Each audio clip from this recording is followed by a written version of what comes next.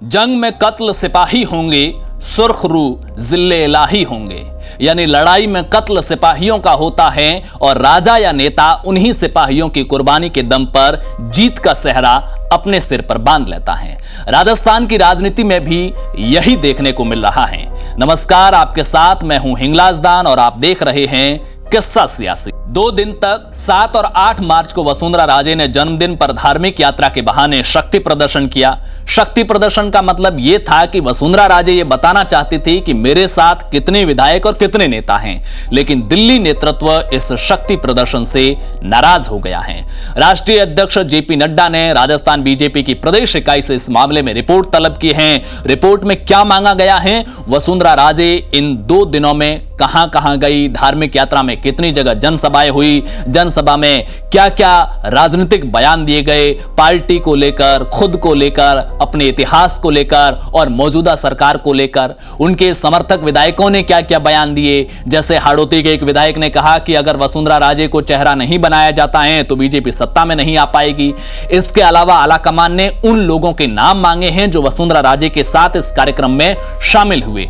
आम कार्यकर्ताओं के नहीं, सांसद, पूर्व सांसद, विधायक, पूर्व विधायक, संगठन में जिला अध्यक्ष और पूर्व जिला अध्यक्षों के नाम मांगे गए हैं। और यह सवाल राजस्थान की जनता के दिमाग में भी इन दिनों सबसे ज्यादा चल रहा है कि बीजेपी की इस गुटबाजी में वसुंधरा राजे के साथ कौन कौन है। तो सुनिए उन नेताओं के नाम जो वसुंधरा राजे के साथ मंच पर मौजूद रहे, 2 दिन के इस कार्यक्रम में शामिल हुए। सबसे पहले बात सांसदों की। मौजूदा सांसदों की बात करें तो 7 लोकसभा के सांसद और 1 राज्यसभा के सांसद इसमें शामिल हुए। झालावाड़ 12 से सांसद दुष्यंत सिंह वसुंधरा राजे के बेटे हैं। जयपुर सांसद रामचरण बोहरा, अलवर सांसद बाबा बालकनाथ, भरतपुर सांसद रंजीता कोली, टोंक सवाई माधोपुर के सांसद सुखबीर सिंह जोनापुरिया, धौलपुर करौली के सांसद मनोज राजौरिया, चूरू के सांसद राहुल कसवा इसलिए भी क्योंकि उनको चूरू में राजेंद्र राठौड़ से लड़ना है तो वसुंधरा राजे के साथ रहना भी जरूरी है। गंगानगर सांसद निहाल चंद मेघवाल और राज्यसभा के सांसद राजकुमार वर्मा इसमें शामिल हुए। तो कई मौजूदा सांसदों के अलावा पूर्व सांसद भी शामिल हुए। नागौर से पूर्व सांसद सीआर चौधरी, बाड़मेर से पूर्व सांसद कर्नल सोनाराम चौधरी, जोधपुर से 2 बार सांसद रह चुके जसवंत सिंह विश्नोई, भरतपुर के पूर्व सांसद बहादुर सिंह कोहली इस कार्यक्रम में शामिल हुए। एक और नाम था पूर्व आईपीएस महेंद्र चौधरी का नाम 2019 में बाड़मेर जैसलमेर सीट से चुनाव लड़ने के लिए भी आया था।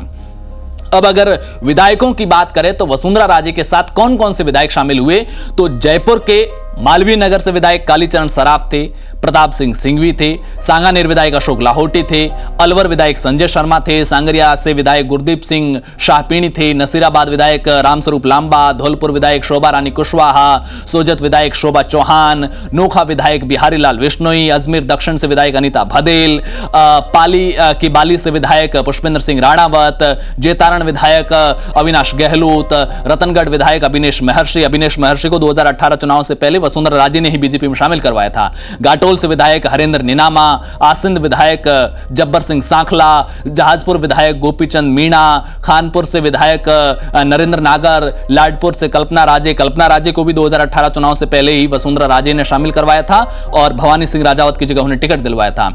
इसके अलावा भी कुछ विधायक थे जिसमें गोपाल खंडेलवाल है, संतोष बावरी है, धर्मेंद्र मोची है, गौतम लाल मीणा है, कालूलाल मेघवाल है, गोविंद रानीपुरिया है, शंकर सिंह रावत है, कन्हैया लाल चौधरी है, जोराराम कुमावत है, पूराराम चौधरी हैं। ये वो विधायक थे जो वहां कार्यक्रम में मौजूद थे। इसके अलावा 2 निर्दलीय विधायक भी थे, ओम प्रकाश हुड्डा और सुरेश टांक। ये तो मौजूदा विधायकों की बात हो गई जिसमें बीजेपी के और कुछ निर्दलीय विधायक थे। कई पूर्व विधायक भी इन 2 दिनों वसुंधरा राजे के साथ रहे, जिसमें अगर प्रमुख चेहरों की बात करें तो भवानी सिंह राजावत, पूर्व विधायक विजय बंसल, प्रभुलाल सैनी, कृष्णेंद्र कौर दीपा, यूनुस खान, पूर्व प्रदेश अध्यक्ष रह चुके अशोक परनामी, हेम सिंह भड़ाना, प्रहलाद गुंजल, शेरगढ़ से पूर्व विधायक बाबू सिंह राठौड़, धन सिंह रावत जो पूर्व मंत्री भी थे वसुंधरा सरकार में और बांसवाड़ा से जब टिकट कटा तो बागी होकर चुनाव लड़े थे, हरि सिंह रावत, भीम देवगढ़ से जो पूर्व विधायक थे वो शैलेश सिंह, पूर्व मंत्री दिगंबर सिंह के बेटे और भरतपुर बीजेपी के जिला अध्यक्ष है।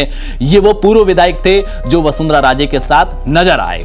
बताया जाता है कि कुछ ऐसे विधायक भी थे जिन्होंने वसुंधरा राजे को फोन कर अपनी मजबूरियां बताई कि हम किसी मजबूरी की वजह से नहीं आ पाए हैं। कुछ विधायकों ने तो यह भी कहा कि हमें विधानसभा में मौजूद रहने के लिए मजबूर किया गया, इसलिए नहीं आ पाए। लेकिन जो नेता वसुंधरा राजे के साथ दिखे, अब उन्हें आला कमान का खूब भाजन झेलना पड़ेगा, क्योंकि वसुंधरा राजे के पास तो खोने को कुछ नहीं है।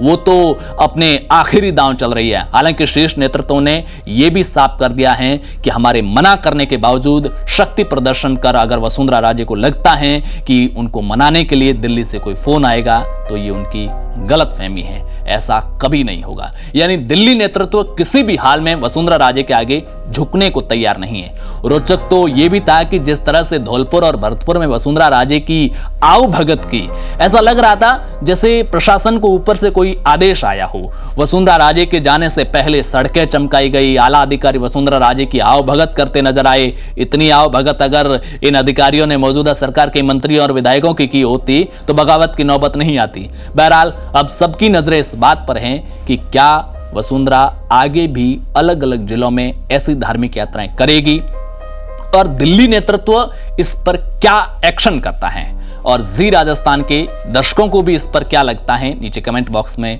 जरूर बताइए। किस्सा सियासी का ये एपिसोड अगर आपको पसंद आया है तो शेयर जरूर कीजिए।